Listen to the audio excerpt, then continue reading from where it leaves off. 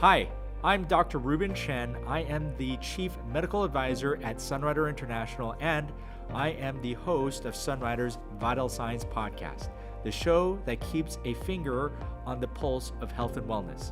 Our mission is about helping people live healthy lives that are full of happiness and fulfillment. Sunrider creates the very best plant-based products for your health, beauty, and home. We hope you enjoy the podcast. Hello, hi, this is Dr. Reuben Chen. Welcome to another Vital Signs podcast. We have probably one of the most common questions that I get. Today, we're going to be answering about certain health trends. So, health trends are basically things that are sort of popular or interesting. You probably hear a lot about it online with your friends, and you may have questions about this because some of these health trends, sometimes they're fads, but sometimes they're actual evidence, like scientific evidence behind it, and may be changing our perceptions of health itself. So let's talk about two health trends that I get asked out about actually quite often. So one of these health trends that I get asked about, and it is called micro workouts. So I don't know if you've heard of what a micro workout, a regular workout would be. You go to the gym or you set aside maybe an hour, hour and a half of time, and or maybe you've got a workout video and you just do that for the entire time, and that ends up to be your regular workout. A lot of people do this. It's pretty common. um, I do this a lot where you set aside maybe half an hour to an hour of time. Sometimes, like on Saturdays, I'll spend a little bit more time, an hour and a half, and just block that out with all kinds of workouts from stationary bike to lifting weights. Micro workouts are something a little bit different, and it's something that's been gaining more popularity. This is the concept of, instead of making that entire workout, that hour and a half, uh, all in one block, you break out that hour and a half throughout the entire day. So instead of saying, well, I need to start my workout with a cardio routine, and then I do weights, and then I end with some stretches and another cardio routine, you sort of break up those parts of the workout throughout the day. So I've seen this a lot with people who say they want to just start their morning with a run, maybe a short run, 20 minutes. And then they go to work, maybe on their lunch break, they're able to lift some weights for about 15, 20 minutes. And then they go home, they lift some more weights, and then before they go to bed, they do a stretch. So you break up that hour and a half to maybe small 20, 15, 20-minute segments. Now, a lot of people wonder, is this as beneficial as the traditional way of exercising where you just do it all in a block? And actually, there has been a lot of research that has shown that, even though the traditional way of exercising, where you just do it in your block of working out, is great and you see results from that, that is actually not how our body is designed. We are designed to be moving throughout the day. Um, you know, when during our hunter-gatherer times, we're asked a lot of physical activity, or farmers, when they're out on the fields all day long, they're asked a lot of physical activity throughout the day. Actually, it's very abnormal for our bodies to be stationary, sitting in front of a computer like we are right now, and just not doing anything, not moving for hours on end, 5, 6, 7 hours. And this leads to back pain, neck pain, shoulder issues. One of the most common issues that I see as a doctor are these rounded shoulders, where your shoulders are rounded forward because your entire world is right in front of you. Your shoulders are designed to move in all of these different directions, but because everything is right in front, the muscles in the front of your shoulder actually start to become stronger. They pull your whole shoulder forward, and people get shoulder pain. They get neck pain because their neck is coming forward. So these are actually sources of chronic pain for a lot of people. And to break up that day with short exercises that are strenuous or but short in time is actually probably better for you in the long run. Now, will you, if you're a weightlifter, and you want to get results, are you going to see the same results? I probably not in the exact same way. It depends on how intense your exercises are, but usually in those long workouts, you actually time how your body recovers between exercises throughout the entire time. But are these workouts able to help you lose weight, able to keep you fit? That this is definitely there's a lot of evidence behind it, and in some ways, I think it's probably more natural for your body.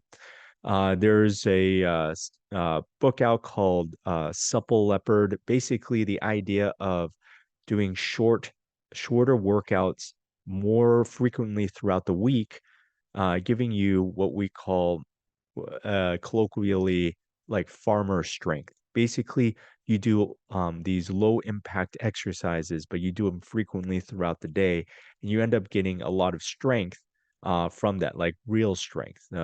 We like wrestlers have this type of strength, just this because they do a lot of these small movements, but use their entire body. They end up gaining intense power from that.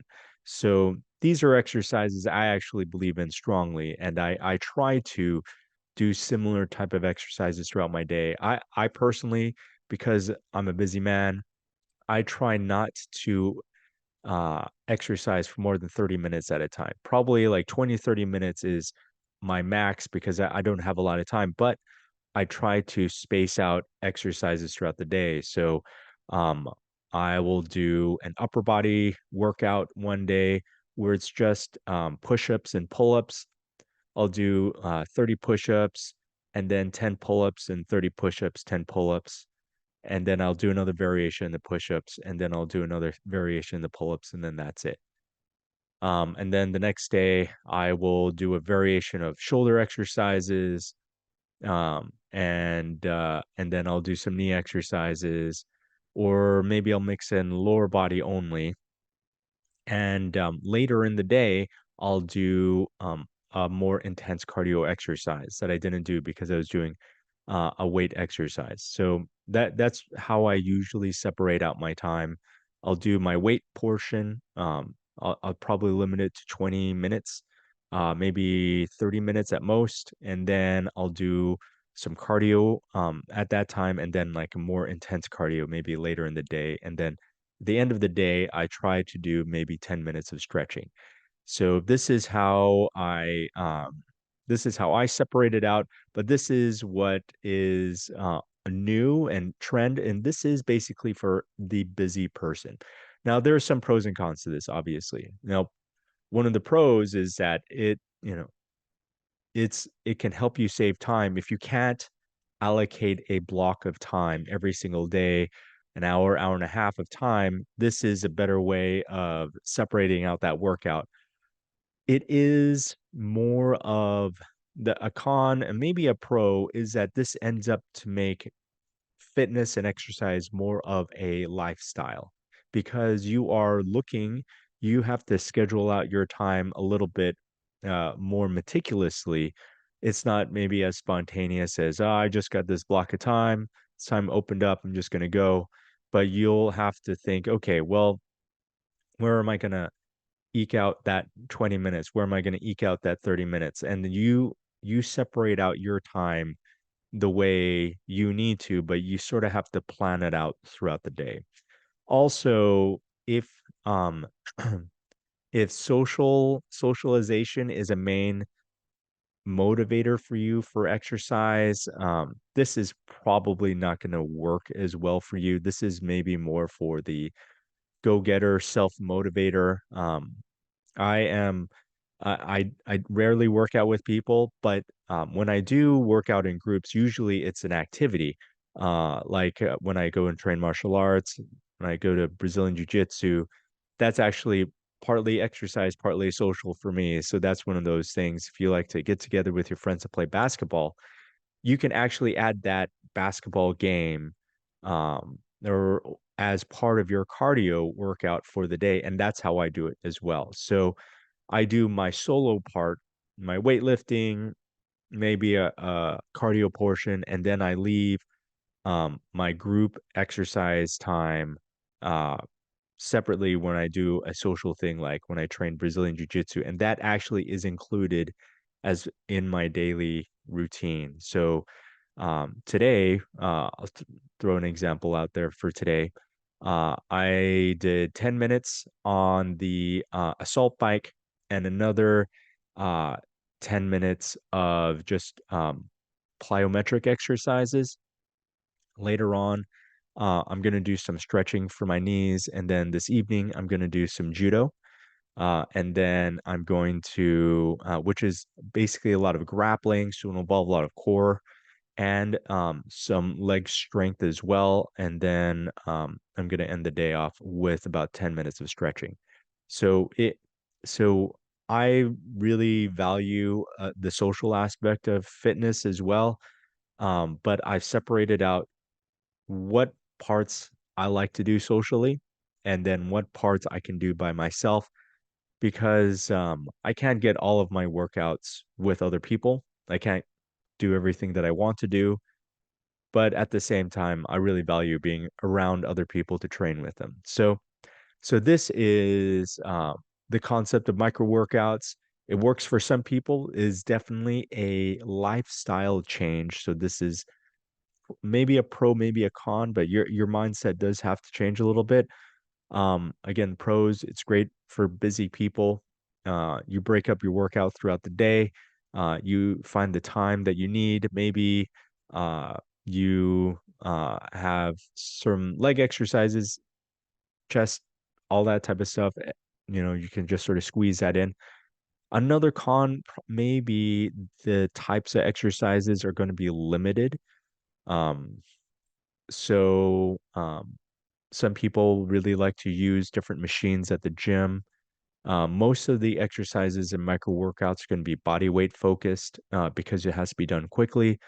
So a lot of my workouts, I have some weights inside my personal gym, but I don't actually lift a lot more than 25 pounds and I just do high reps and I do a lot of push-ups and pull-ups and air squats and that type of thing. So it's not stuff that requires a lot of equipment.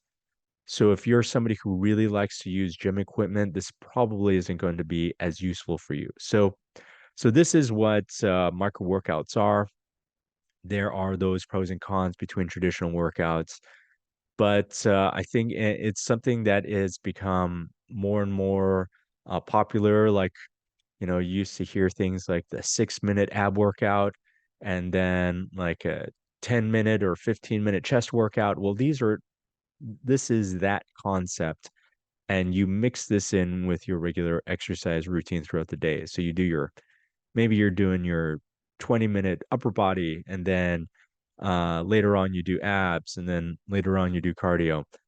One of the other things is that as you plan out a micro workout, you do need to be also a little bit more meticulous in the types of workout that you do throughout the day. I wouldn't probably mix a heavy weightlifting day um, or mix weightlifting at one of your 15-minute intervals with another weightlifting and another weightlifting. It may cause different you may overwork the muscles. So it would probably be more along the lines of if you do weightlifting to do a separate body group and then mix that in with a cardio and some other activity. And then don't forget stretching in there as well. So it's basically the same as your hour and a half routine. You just want to break them up into pieces throughout the day. And you're going to have your stretches, your warm up, your cool down. But instead of in 1.5 hours, you separate out each of those things separately throughout the day. Pretty cool. But does take a little bit of planning. So, anyways, so that is micro workouts. You can think about if that is beneficial for you. Some I do get asked also if in my regular workout routine, what kind of Sunrider products I like, and my preference is going to be always going to lean on protein as well, Sunfit Protein Plus. That is probably going to be my go-to. That's pretty much my staple of all of my workout routines because you need the extra protein to help with body healing. Every time you exercise, muscles break down some. You need to replace that muscle tissue with good, healthy protein along with um, the added herbs inside there that are from our New Plus line that help to supplement the body's need for general nutrition. So helps fill in those nutritional gaps. I think it's great, tastes good, and also is very filling. On top of that, I like Meta Booster. Meta Booster is a good product that has certain types of amino acids that help to give you a boost of energy and well researched in there to help with that energy with your metabolism. I know a lot of people like sports caps. Sports caps are also a great product. They help with endurance. So that may be more if you're on the weekend and you're going on a hike or long run. Sports caps really good to help you maintain energy. Probably one of the my favorite products. So just to start it off is a couple. So people will drink the Fortune Delight, which is our antioxidant beverage throughout the day, and then add in Electra Sport, which is concentrated electrolytes. But I really like Evergreen, which has concentrated chlorophyll in it. And chlorophyll is, if you don't know what chlorophyll it is it's what makes plants green, and it helps to transport oxygen in plants. And you concentrate that, and you drink it, and it tastes good. It's minty, and it also gives you helps gives you a little boost of energy. You feel good, tastes good, it's very refreshing, and helps me, especially in the morning, give me a little bit of that extra oomph as I'm doing my exercises. So I really like that, and that is what I do for micro workouts. Okay, here is another one, and this one is micro workouts was an easy one. This one may be a little bit more controversial. It is cold water therapy, or another term is cryotherapy. So cryotherapy has been around obviously for many years. I mean, hundreds of years actually, where you get injured and you put ice on something. This is something that we all know. And what does ice do? Ice constricts the blood vessels around an area, preventing inflammation. Now, usually, let's say you sprain your ankle, and your knee, and you put some ice on it. The ice isn't there to help it to get the pain less, although there's that great side effect of it does hurt less when you put ice on it. But the vasoconstriction helps to prevent inflammation into the area. And when that happens, you don't get as swollen, and recovery is a little bit easier after that.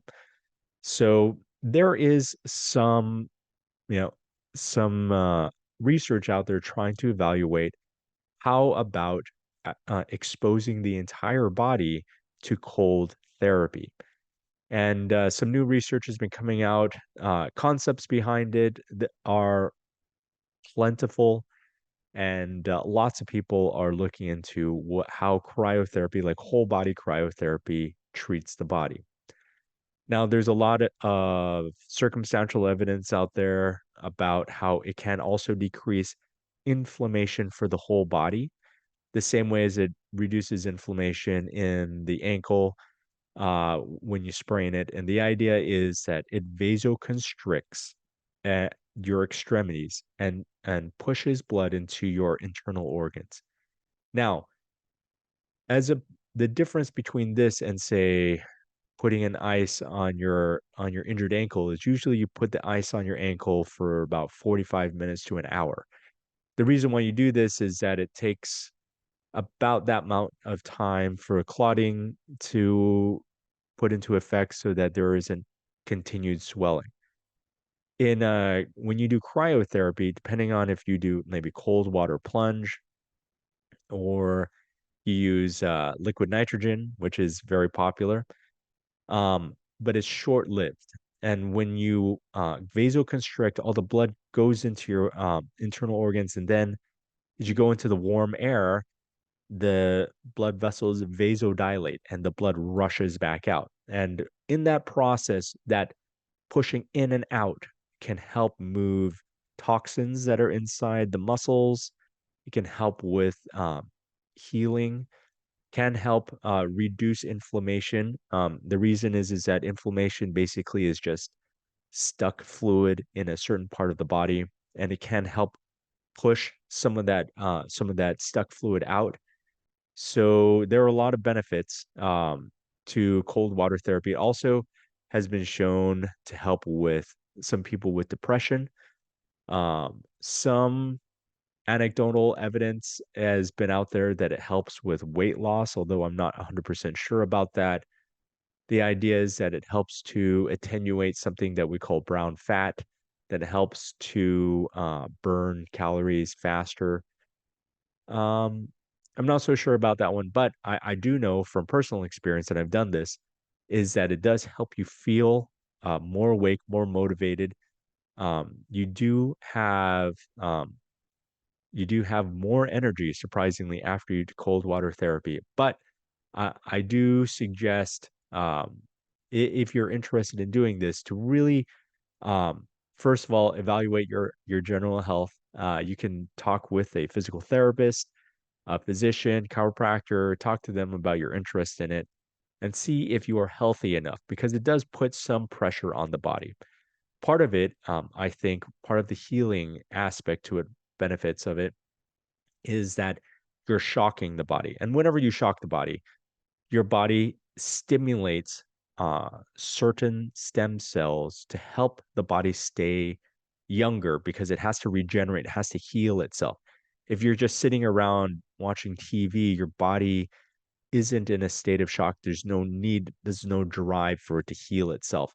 And so sometimes things like a hot sauna and then you jump into cold water, this type of shock influences the body to stimulate certain growth factors, certain healing factors in the body. And this is what a lot of the research is with cold therapy, because they see, even though this is all anecdotal evidence, a lot of people who participate with cold water therapy or cryotherapy, they have, they talk about how they feel more energetic, they feel younger, and these are all great things. So, how do you get started with cold water therapy? Well, you can do it a number of different ways. One probably easy way to get started is just cold showers. Cold showers are great because you don't have to buy anything. You literally just turn your water cold and you just stand in the cold water maybe for about 5-10 minutes. You have to maybe build up to this, but yeah, that's something that you can always start out with. You can buy a uh portable bathtub and fill it with cold water, put ice in there and get in there.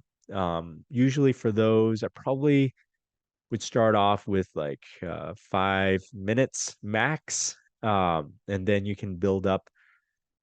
The problem with spending too much time is that you will get cold. And I mean that's obvious, but it can impact your immune system a little bit if it's too cold. So you don't want to stay all day long inside a cold water plunge. I probably would max it out at maybe 15, 20 minutes. You can go to a cryotherapy chamber. They use liquid nitrogen. That gets very, very cold, but you're only in it for maybe 3 to 5 minutes. So, and that is obviously that's also very popular. And I actually have never done one of those. I should. I've mainly done cold water plunges. We uh, have a hot tub that we just fill it with ice and then jump inside. And I do that a couple times a week. So I like it. We started, my wife and I, with cold showers, and then we just sort of progressed from there. So those are some easy ways to get started. There are a lot of different things online that you can get, inflatable tubs. Um, so I would say, investigate it. I would, again, if you're concerned, it does put pressure and strain on your body. So I would consult with a physician to see how healthy you are. If you're concerned about that, it can put a little bit of cardiovascular strain on there. Obviously, it influences the cardiovascular system the most. So that is something that I would talk about it with a physician just to make sure. Um, some products, again, if we're talking about influence on the cardiovascular system, part of Sunrider's products in our quinary system, we have 5 systems there, and one of them is the cardiovascular system LifeStream. LifeStream it supports the cardiovascular system of the body. It is a formula from Chinese medicine, and it concentrated herbs that are formulated to help support the cardiovascular system. So that's one of the products that I like to use, and can help you with this process. Um, I already mentioned for the micro workouts, the Sunfit Protein Plus, and also the Evergreen, and I would probably repeat the same thing for this. So those are 2 great products that I really like for the cold water plunge. So, anyways, I hope that these are 2 pretty interesting health trends. I think micro workouts are something that's sort of changing our perception of exercise and fitness right now. So I'm really excited about that. And cold water therapy, there are a lot of there's a lot of research behind it right now. A lot of people do it. It's a very simple, inexpensive way to sort of hack the body and stimulate certain growth factors and health things inside the body. So I think that's also a great thing. Again, if you are interested in any of these things, you can check out this, replay this video. You can research this all online for yourself. Don't take my word for it. Some people have strong feelings for and against some of these health trends. So I invite you to take a look at that. Please leave a comment below if you feel like I've missed anything as well. But these are 2 health trends I get asked quite a bit about, and I think that they are great. And I'm a proponent of both of them. I do them both, so obviously I have also personal bias towards it. So that's from me. So have any of you tried either of these health trends? Have you tried micro workouts or cold therapy? I'd be super interested to know. And again, thanks for hanging around and listening to this. I hope this was helpful. And I'll see you guys again on the next Vital Science podcast. Thank you for listening to today's podcast. If you liked this episode, please subscribe to our channel. And if you haven't already, give us a thumbs up. You can also connect with us on Facebook and Instagram for more healthy living, inspiration, and tips at Sunrider International.